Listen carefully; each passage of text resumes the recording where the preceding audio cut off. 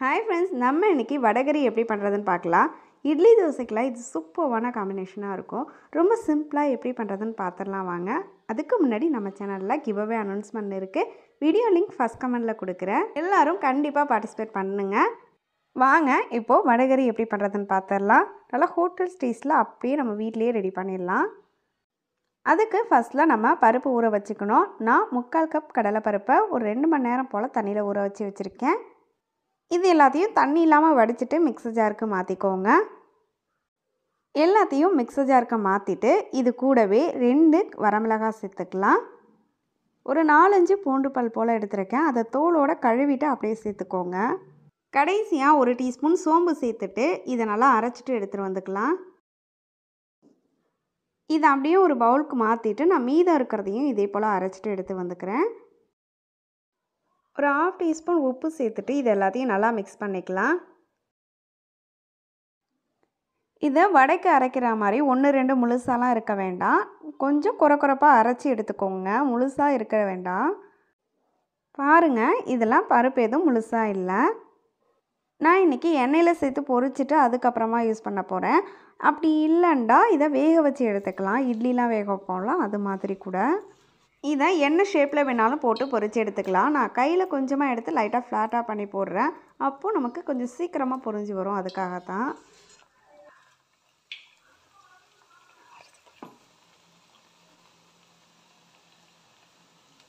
இது போல் எல்லாத்தையும் உள்ளே சேர்த்துட்டு லைட்டாக கரண்டி வச்சு கலந்து விட்டுட்டே இருங்க. இது ரொம்பலாம் பொரிஞ்சு வரக்கூடாது. அந்த வடை மாதிரி மொறுமொறுப்பாக அப்படிலாம் இல்லை. மீடியம் ஃப்ளேம்லேயே வச்சுட்டு பொறுமையாக கலந்து விடுங்க. இதோட நிறம் மாறிடக்கூடாது. லைட்டாக வெந்து வந்தால் மட்டும் போதும்.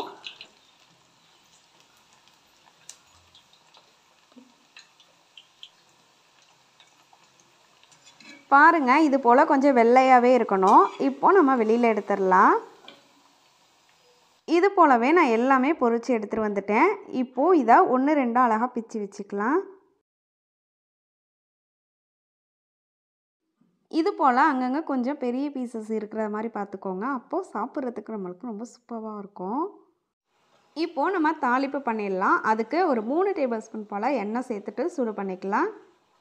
இதில் ஒரு சின்ன துண்டு பட்டை, 2 கிராம்பு, கொஞ்சமாக கல்பாசி, ஒரு அன்னாசி பூ, பிரிஞ்சி இலை இது எல்லாத்தையும் சேர்த்துக்கலாம். கூடவே 1 டீஸ்பூன் சோம்பும் சேர்த்துட்டு இதை லைட்டாக கலந்துக்கோங்க.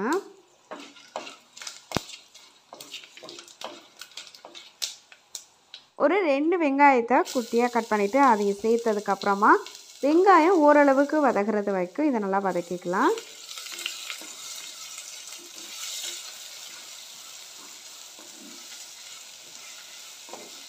வெங்காயம் இது போல் நிறம் மாறினதுக்கப்புறமா 2 பச்சை மிளகாய் கட் பண்ணி சேர்த்துக்கலாம். கூடவே ஒரு 5-6 போல் பூண்டு பல்ல தோலோடு தட்டி சேர்த்துக்கிறேன். அதே போல் சின்ன துண்டு இஞ்சி அதுவும் இடிச்சிட்டே சேர்த்துக்கலாம். இது போல் பண்ணுறப்போ ஃப்ளேவர் நல்லாயிருக்கும்.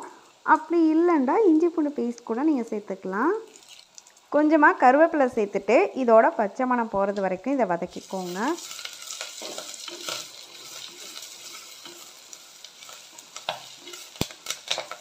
அடுத்து 2 குட்டி சைஸ் தக்காளியை கட் பண்ணிவிட்டு சேர்த்துக்கிறேன். கொஞ்சமாக உப்பு சேர்த்துக்கலாம். அப்போது தக்காளி சீக்கிரமாக வதக்கிடும். 1 டீஸ்பூன் போல் சேர்த்துருக்கேன். தக்காளி கொஞ்சம் குழைவாக வர்றது வரைக்கும் வதக்கிக்கோங்க.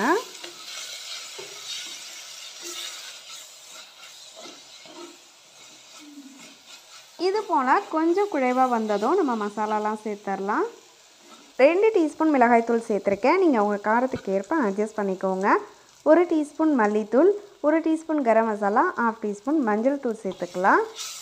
இது எல்லாத்தையும் சேர்த்து நல்லா கலந்ததுக்கப்புறமா கொஞ்சமாக தண்ணி சேர்த்துக்கலாம். மசாலா சீக்கிரமாக நமக்கு கரிஞ்சு போகாது. இது எல்லாத்தையும் சேர்த்து நல்லா கலந்ததுக்கப்புறமா ஒரு 1 நிமிஷத்துக்கு இருக்கட்டும். மசாலாவில் உள்ள பச்சை வாசனைலாம் போகட்டும்.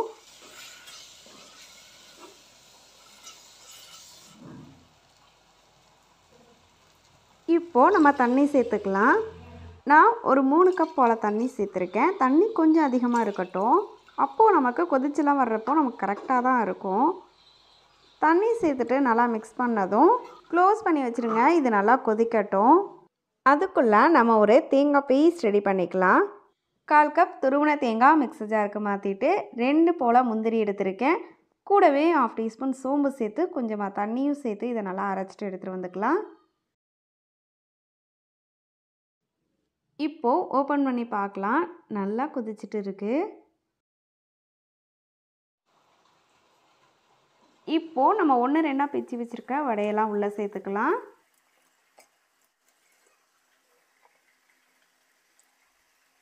உள்ளே சேர்த்ததுக்கப்புறமா இதை ஒரு ஸ்பூன் வச்சு கலந்துகிட்டே இருங்க. இதுக்கப்புறமா க்ளோஸ் பண்ணலாம் வேணாம். கொஞ்ச நேரத்துலேயே நல்லா திக்காகி வரும். அது வரைக்கும் மிக்ஸ் பண்ணிகிட்டே இருந்தால் மட்டும் போதும் இடைய.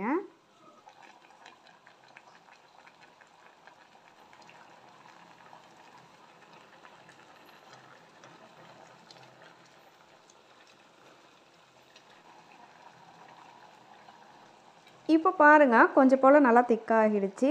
இப்போது நம்ம அரைச்சி வச்சுருக்க தேங்காவை உள்ளே சேர்த்துக்கலாம். கொஞ்சமாக தண்ணியும் சேர்த்துக்கிறேன். இதை நல்லா கலந்ததுக்கப்புறமா ஒரு 2 நிமிஷம் மட்டும் கொதிக்க வச்சுக்கோங்க. கடைசியாக கொஞ்சமாக நறுக்கின மல்லி இலைகளை சேர்த்துட்டு ஸ்டவ் ஆஃப் பண்ணிட்டோன்னா அவ்வளோதான், நம்மளோட simple and tasty vadacurry ready. நீங்களும் கண்டிப்பாக ட்ரை பண்ணி பாருங்கள். சூடாக இட்லி கூடலாம் வச்சு சாப்பிட ரொம்ப சூப்பர் காம்பினேஷனாக இருக்கும். வீடியோ பிடிச்சிருந்தா மறக்காமல் நம்ம சேனலை சப்ஸ்கிரைப் பண்ணிக்கோங்க. உங்களோட பெரிய லவ் அண்ட் சப்போர்ட்க்கு ரொம்பவே தேங்க்ஸ். நிறைய பேர் ரொம்ப பாசிட்டிவாக கமெண்ட் பண்ணுறீங்க. அவங்க எல்லாருக்கும் ரொம்ப ரொம்ப நன்றி. இதே போல் தொடர்ந்து உங்களோட சப்போர்ட்டை எனக்கு கொடுங்க.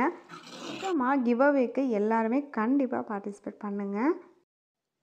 தேங்க்ஸ் ஃபார் வாட்சிங். Have a nice day.